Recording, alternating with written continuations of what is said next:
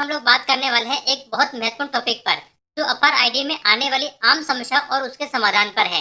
यानी कि urease portal पर जब हम लोग अपार आईडी जनरेट करते हैं, तब हमारे सामने बहुत सारे एरर आ जाते हैं और बार-बार प्रयास करने के बाद भी अपार आईडी प्रोसेस पूरी तरह से कंप्लीट नहीं हो पा रहा है। तो आज की इस वीडियो में आपको बताने वाला हूँ कि किस प्रकार से आप लोग जब अपार आईडी को जनरेट करते हैं, तो जनरेट करते समय बहुत सारे एरर हमारे सामने आ जाते हैं और इन सभी एरर का सॉल्यूशन क्या है, वो आज की इस वीडियो में आप लोगों को बताने वाला हूँ। इससे पहले यदि आप लोग मेरे चैनल पर नए हैं, तो मेरे चैनल को सब्सक्राइब कर लीजिएगा, ताकि यूडेस पोर्टल से संबंधित ऑनलाइन ऑफलाइन अपडेट सारी जानकारी सबसे पहले आप तक पहुंचेगी। तो जब आप लोग अपना आईडी को जनरेट करते हैं, तो इस प्रकार का एक एरर आपके सामने आता है, जिसमें लिखा हुआ है student name in school record should be similar to that of name as Aadhaar. तो इस प्रकार का एक एरर आपके सामने शो आता है।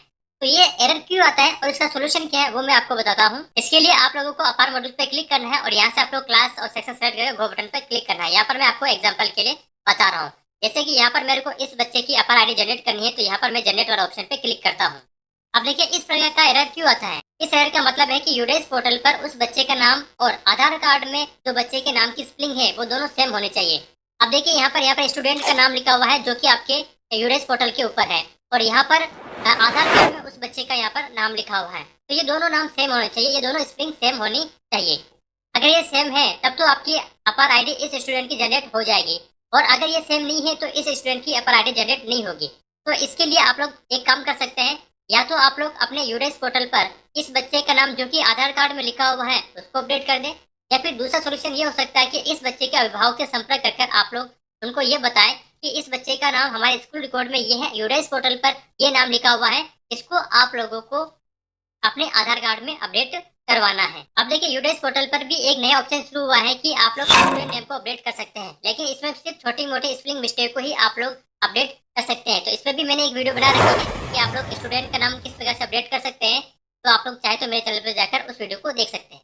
यदि इस बच्चे के नाम में कोई मेजर मिस्टेक है, यानी कि ज्यादा नाम में करेक्शन है, तो आप लोगों को अपने ब्लॉक स्तर पर या फिर डिस्ट्रिक्ट स्तर पर जो यूडेस पोर्टल का काम देखता है, उससे आपको संपर्क करना होगा। इसके लिए एक फॉर्म आता है S03 फॉर्म। इस फॉर्म को भरकर आप लोग वहां पर जमा करवा देंगे, तो वहां से आपको यूडेस पोर्टल पर उस बच्चे का नाम जो आधार कार्ड में है, वो का वो यहाँ पर यूडेस पोर्टल पर हो जाएगा। तो आप लोगों को दोनों में से कोई सा एक काम कर आप लोग इस एरर को खत्म कर सकते हैं।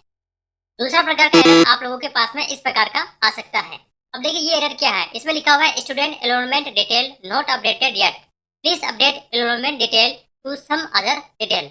यानी कि ये कह रहा है कि आप लोगों के यूडेस पोर्टल पर जो बच्चे के एनरोलमेंट डिटेल है, उसको आप लोगों ने अभी तक अपडेट नहीं किया है, और जब तक आप उसको अपडेट नहीं करेंगे, आप लोग अपर आईडी जनरेट नहीं कर पाएंगे। तो ये एरर का बात है और इसका सोल्यूशन क्या है, वो मैं आपको बताता हूँ। अब यहाँ पर आप लोग ध्यान से देखिए कि यहाँ पर एक क्लास के सभी स्टूडेंटों की लिस्ट है, और यहाँ पर मैंने सबकी जीपी कंप्लीट कर रखी है, यानी कि जनरल प्रोफाइल मैंने आपको कंप्लीट कर रखी है। और उसके बाद में यहाँ पर ईपी और एफपी जो प्रोफाइल है, वो अभी तक मैंने कंप्लीट नहीं की है। यहाँ पर सिर्फ आपके एक विद्यार्थी के ऊपर ईपी और एफबी लिखा हुआ आ रहा है, यानी कि मैंने इस एक बच्चे की जो तीनों प्रोफाइल है, इसको अपडेट कर दी है।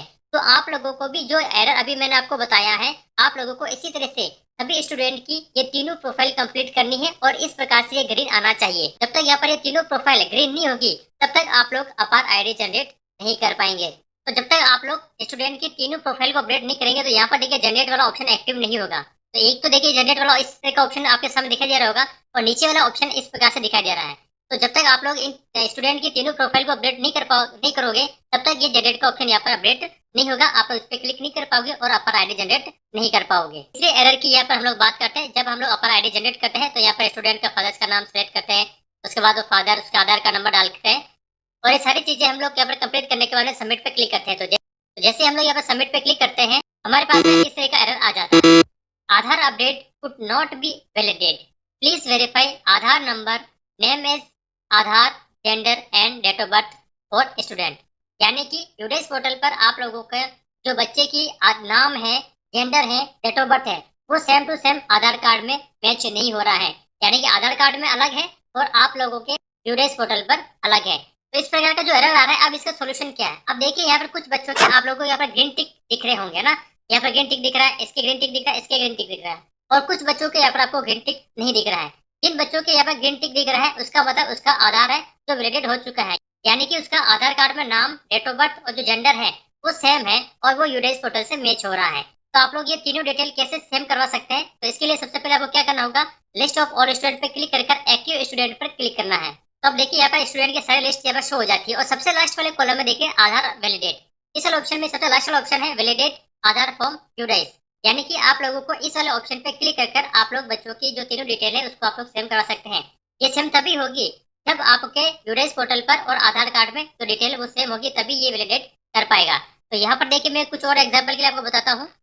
तो यहाँ पर देखिए कुछ स्टूडेंट की यहाँ पर मैंने वेरीफाई कर दिया, तो यहाँ पर verified form UDISE against name gender date of birth. जब यहाँ पे तीनों सेम हो जाएंगे तो इसको वैलिडेट कर देगा। तो इसको वैलिडेट करने के लिए आपको सिंपली इस वाले ऑप्शन पे क्लिक करना है। यहाँ पर आपको कंफर्म करने के लिए कहेगा तो आप उसको कंफर्म कर दीजिएगा। तो यहाँ पर कुछ समय के लिए टाइम लेगा और टाइम लेने के बाद में इस बच्चे की जो डिटेल है वो आधार पोर्टल से यूडाइस पोर्टल से लिंक हो जाएगी और यहाँ पर जो आधार है वो वैलिडेट हो जाएगा। तो अब देखिए जैसे यहाँ पर मैं कंफर्म पे क्लिक कर दिया है तो यहाँ पर ये वेरीफाई हो चुका है। तो इस प्रकार से आप लोग अपने सभी स्टूडेंट की आधार को आप लोगों को यहाँ पर वेरीफाई करना होगा, यानी कि वैलिडेट आधार करना होगा। अगला एरर आप लोगों के पास में इस प्रकार से आ सकता है, अपार service error, you have reached the maximum account limit for this mobile number, please try a different mobile number. इस प्रकार का एक अपार आईडी जनरेट करते समय भी आप लोगों के पास में एरर आता होगा। इस प्रकार का एरर कब आता है, देखिए इस प्रकार का एरर जब आता है जब आप लोगों ने बच्चों की यूडाइस पोर्टल के ऊपर जनरल प्रोफाइल को अपडेट करते हैं, तब आप लोग क्या करते हैं कि उसमें बच्चे के मोबाइल नंबर डालने होते हैं। अब कभी कभी हम लोग क्या करते हैं कि उस बच्चे के मोबाइल नंबर डालने की जगह हम लोग अपने स्कूल के ही मोबाइल नंबर डाल देते हैं, या फिर क्लास टीचर अपने खुद के ही मोबाइल नंबर डाल देते हैं। इस प्रकार से एक ही मोबाइल नंबर बहुत सारे बच्चों के हो जाते हैं।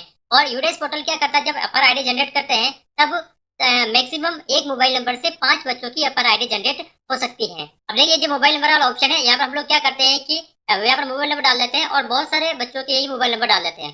कभी कभी हम लोग क्या करते हैं कि कोई बच्चा है और उसके पेरेंट्स से मोबाइल नंबर नहीं मिल रहे और उसके फैमिली में से कोई दूसरा बच्चा पढ़ रहा है, तो उसके भी हम लोग मोबाइल नंबर डाल देते हैं। तो इस प्रकार से भी क्या होता है कभी कभी कि एक ही मोबाइल नंबर बहुत सारे बच्चों के हो जाता है, और जब हम लोग अपर आईडी जनरेट करते हैं तब हमारे पास में मोबाइल नंबर वाला एरर आता है। तो इसका सोल्यूशन क्या है, तो इसका सोल्यूशन ये है कि आप लोगों के उस बच्चे के ही मोबाइल नंबर आप लोगों को डालना है, यानी कि उसके अभिभावक के जो मोबाइल नंबर है वो यहाँ पर आप लोगों को डालना है। तो देखिए अभी तक मैंने आपको कौन कौन से एरर बता दी है। तो यहाँ पर हम लोगों ने एक आधार वाली एरर देखी थी जिसमें कि बच्चे का नाम, जेंडर और डेट ऑफ बर्थ सेम होना चाहिए। उसके बाद में हम लोगों ने एक एरर ये देखी थी कि बच्चों के जो एनरोलमेंट डिटेल है वो आप लोगों को कंप्लीट होना चाहिए, यानी कि जीपी, ईपी और एफपी का कंप्लीट होना चाहिए।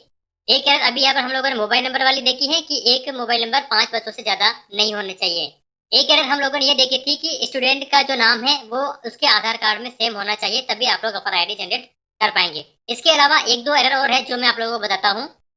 अब देखिए हम लोग अगले एरर की बात करते हैं। जब हम लोग अपर आईडी जनरेट करते हैं तो यहाँ पर हम लोग जनरेट वाला ऑप्शन पे क्लिक करते हैं। तो जैसे जनरेट वाला ऑप्शन पे क्लिक करते हैं इस प्रकार का एरर आपके सामने शो हो जाता है। अब देखिए इस प्रकार के एरर में आप लोग क्या कह रहा है, ये कह रहा है कि सबसे फर्स्ट वाला ऑप्शन है student basic profile should be updated. आप लोगों को सबसे पहले स्टूडेंट की बेसिक प्रोफाइल यानी कि जीपी, ईपी और एफए कंप्लीट होनी चाहिए, और उसी बच्चे का अपर आईडी जनरेट होगी जिसके की पीएन नंबर जनरेट हो चुके हैं। अब देखिए तीसरा ऑप्शन है Aadhaar detail should be provided and verified, यानी कि बच्चे का आधार है जो वेरीफाइड होना चाहिए, जो कि यूडाइस पोर्टल पे होता है, जो कि मैंने आप लोगों को ऑल स्टूडेंट की जो लिस्ट बताई थी उस लिस्ट में सबसे लास्ट वाला कॉलम आ रहा था आधार वेरीफाइड वाला, उस वाले ऑप्शन से आप लोग सभी बच्चों को आधार वेरीफाइड करना है। उसके बाद अगला है student name in school record and name as per Aadhaar should be same, यानी कि जो आधार कार्ड में बच्चे का नाम है वही यूडाइस पोर्टल पर भी होना चाहिए।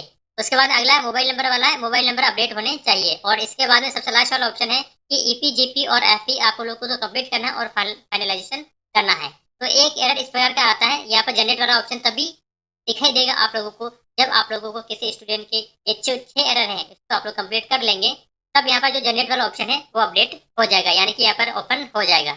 इसके अलावा कभी कभी इस प्रकार का एरर भी आपके सामने आता है, could not connected to the service, please try after some time, और एरर कोड आता है RKX 2003। इस प्रकार का एरर कब आता है, इस प्रकार का एरर जब आता है जब आप लोगों को नेट की जो स्पीड है वो आपकी बहुत कम होती है, तब इस प्रकार का एरर आता है।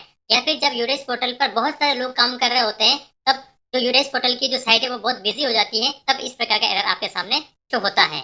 अगला एरर इस प्रकार का आपके सामने भी शो हो सकता है, some error occurs on the server side, please try after some time, यानी कि इस प्रकार का एरर कब आता है जब साइट बहुत बिजी हो और बहुत सारे लोग यूडाइस पोर्टल पर अपर आईडी जनरेट कर रहे हो। इस कारण से यूडाइस पोर्टल का जो सर्वर है वो डाउन हो जाता है, यानी कि जो सर्वर है वो क्रैश हो जाता है, और इस कारण से आपको इस प्रकार का एरर होता है। तो इसके लिए आप लोग क्या करना है, 5-10 मिनट बाद में या फिर आधे घंटे बाद में आप लोगों को फिर से यूडेस पोर्टल पर लॉगिन करना है, तो इस प्रकार का एरर आपके सामने नहीं आएगा। तो यहाँ पर मैंने जितने प्रकार के एरर आपके सामने आते हैं वो सारे एरर यहाँ पर मैंने आप लोगों को बता दिए हैं। तो यदि आप लोगों के पास में भी इस प्रकार का एरर आ रहे हैं तो आप लोग इसको एक बार देख लीजिएगा, और इसका सोल्यूशन भी जो है मैंने आप लोगों को यहाँ पर बता दिया है। तो अब आप लोग समझ गए होंगे कि जो सारे एरर आ रहे हैं वो क्यों आ रहे हैं और इसका सोल्यूशन किस प्रकार से आप लोग कर सकते हैं। तो आप लोग इन सारे एरर का सोल्यूशन करने के बाद में बच्चों को आसान तरीके से अपर आईडी जनरेट कर पाएंगे। तो यदि वीडियो अच्छी लगी तो लाइक एंड शेयर कीजिएगा, और यदि आप लोग मेरे चैनल पर पहली बार आए तो मेरे चैनल को सब्सक्राइब कर लीजिएगा, ताकि यूडेस पोर्टल से संबंधित जो भी ऑनलाइन ऑफलाइन अपडेट है उसकी जानकारी सबसे पहले आप तक पहुंचती रहे।